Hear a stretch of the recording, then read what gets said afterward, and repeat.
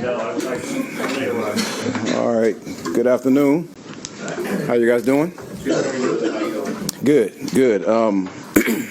Always. It's always good to get on the grass. I give a lot of credit to the players, and I'm not just talking about today or yesterday, but just throughout throughout the whole phases. The amount of guys that's been here, the work they've put in.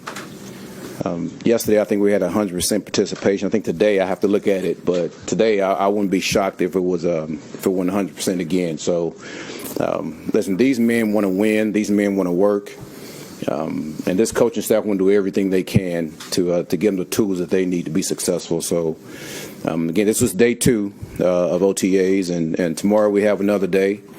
And we're looking forward to that. So anytime we can get reps on the grass, we're going to take advantage of that. So any questions? You told us kind of going into phase 1 when you were looking forward to that phase. Yeah. What changes now when you're on the grass and doing practices? My message changes for the most part. And again, I don't want to go too far into that. Because early on, it's strength and conditioning. It's building our culture, building environment. And now, since we're on the grass and you're starting to compete a little bit more, there's other things that I'm looking for. There's other things I want to focus on as far as us building a team and with this program that we have going on. So, and I will leave that to me and the players to really talk about. But the verbiage is different.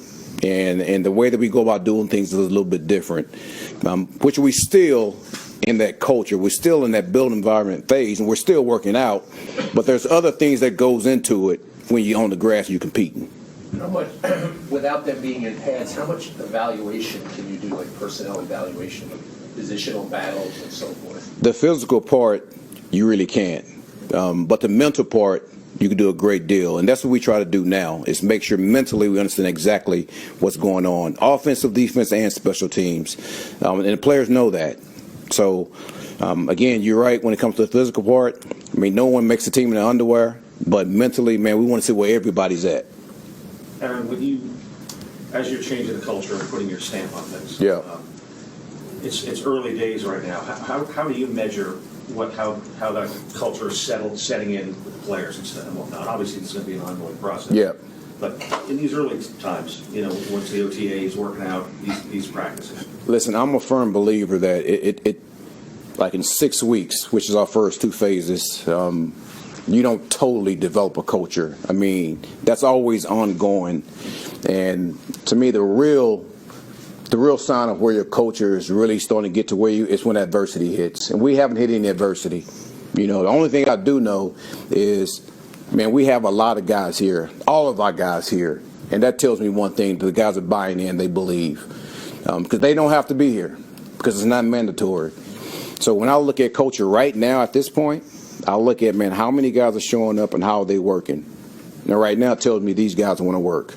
So that's what I'm looking at, and I think that's a really good thing right now, our guys. Aaron, you guys were pretty selective in free agency. What made Andre Cisco a guy that you wanted to target, that you saw a young player who actually took a 1-year deal in the free agency? For somebody his age, that seems a little rare.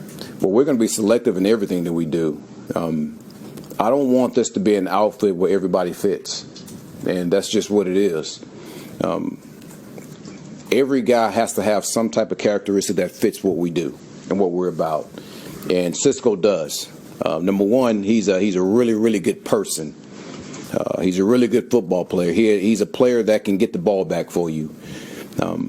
He believes in team, and he's a guy that when he was at Syracuse, he made a lot of plays on the ball. So those things I like about him.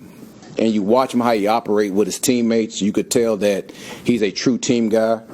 And I think that's only going to get better, once we continue to coach him and once he understands the dynamics of everything that we got going on. Listen, he's a guy, again, that he's been there for a couple of weeks, and he's still trying to figure things out when it comes to how we operate.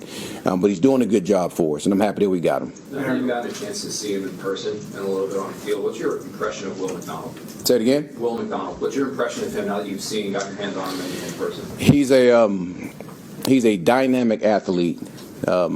For a guy of his stature, I think he's like 6'4", like 240.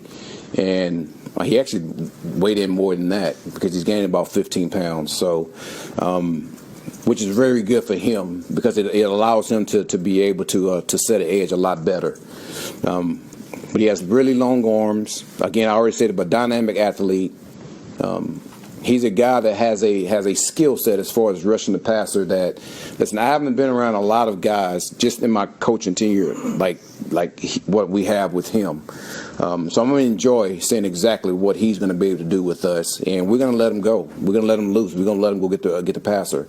That's what he does best. So I'm just looking forward to when he gets the pads on and when you can just put him in live action and see what he can really do. Despite the 15 pounds, I mean, again, it's an OTA. But Yeah. He seems to be really flying around out there. It doesn't seem like he's lost any of that speed that made him special last year. Well, we never want to take that away from him. I mean, that's his superpower. It's his speed off the edge. But I think he understands for him to be at his best and to be the max everything out of his potential. He needs to get stronger. He needs to get bigger, and not to a point where it's going to stop him from having that speedball he has on the edge. But man, for him to be able to set an edge, for him to be able to take on these 320-pound tackles, he knows he has to be able to do that. So just from him having the awareness of that, I mean, you give him a lot of credit on that. But that speedball he has, I don't think that's ever going away. Aaron, we know what type of playmaker Garrett is. Yep. And you know how talented he is. Is there something you see from him in your short time with him, or that you're learning about him, that you think you can go even further? Give him the ball as much as possible. Give him the ball as much as possible. That's it. How has he helped out in the little time that you know him?